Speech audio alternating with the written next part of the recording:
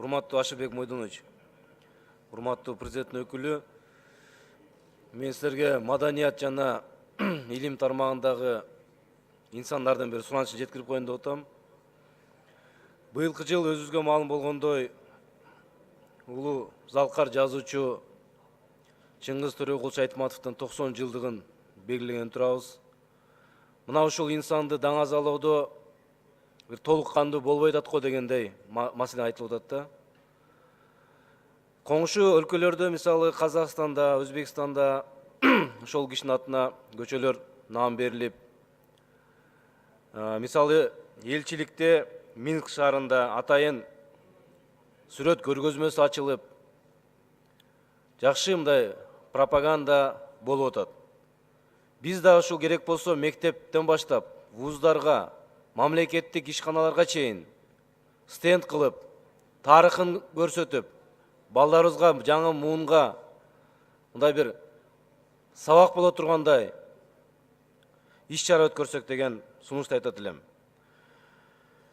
Ар бир элчилик быйылкы жылы дүйнө албетте тааныйт, бирок ошонун дагы мындан дагы пропагандалоо боюнча иш чаралар колго алса. Биздин депутатыбыз Рыскелди Чыныбеков дагы бул маселени бир топ көтөргөн. Мен билишимче, мына Шекер айылында Чыңгыз Ордо деген комплекс салынган турат. Анын каражаты бөлүндүбү, кандай акыбалда бүгүнкү күнү? Ушуну бир эске алсаңыздар.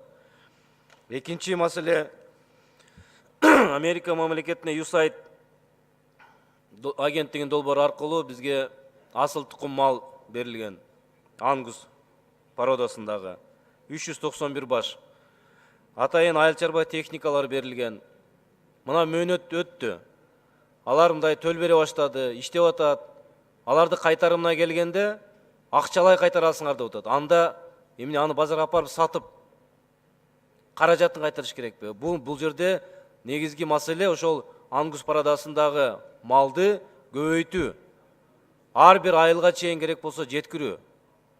Ошондуктан ушу кайтаруу механизмин натуралдык түрдө кайтаруу механизм иштеп чыкса, аны алам деген бүгүнкү күндө кызыктар тараптар аябай көп.